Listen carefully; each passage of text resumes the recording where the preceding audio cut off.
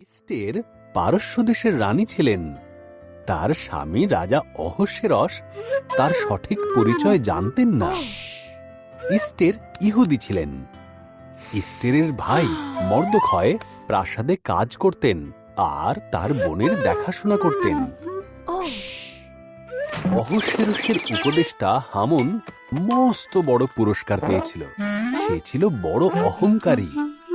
মর্দখয় ছাড়া সবাই তার সামনে নতজানু হয়ে অভিবাদন করল।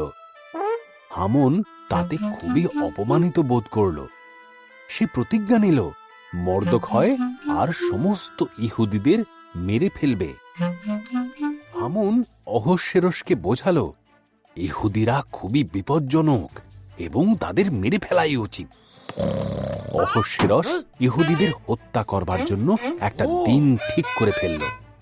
তখন মর্দখয় ভীষণ ভয় পেয়ে গেল আর রানী ইস্টেরের কাছে সেই সংবাদ পৌঁছে দিল। রাজার মন পরিবর্তন করো, মর্দখয় বলল। ইস্টের উত্তর দিল, উনি না ডাকলে যদি আমি ওনার কাছে যাই তবে আমাকে মেরে ফেলতে পারেন। মর্দখয় তাকে বলল, জীবনের এই মুহূর্তটির জন্যই তুমি হয়তো রানী হয়েছ।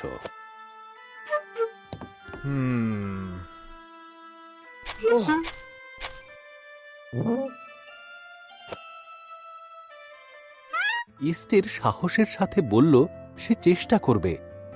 সে রাজসভায় গেল। রাজা অহস্যেরস তার রূপে মুগ্ধ হয়ে তাকে আমন্ত্রণ জানালো। ইস্টের রাজাকে জিজ্ঞাসা করল, আজ হামুনের সাথে নৈশভোজ করা যায় কি?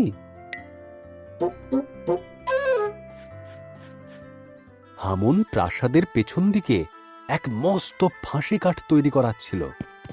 সে মনে মনে ভাবল মর্দখয়কে ওখানেই ফাঁসি দেবে।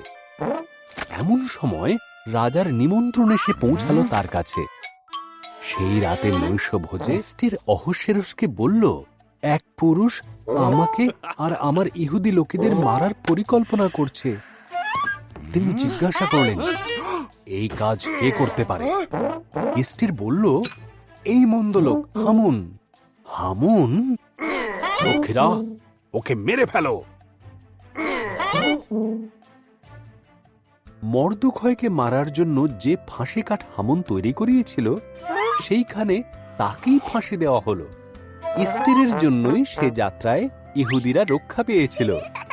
তারা এক মহাভোজের আয়োজন করল, যা তারা আজও পালন করে।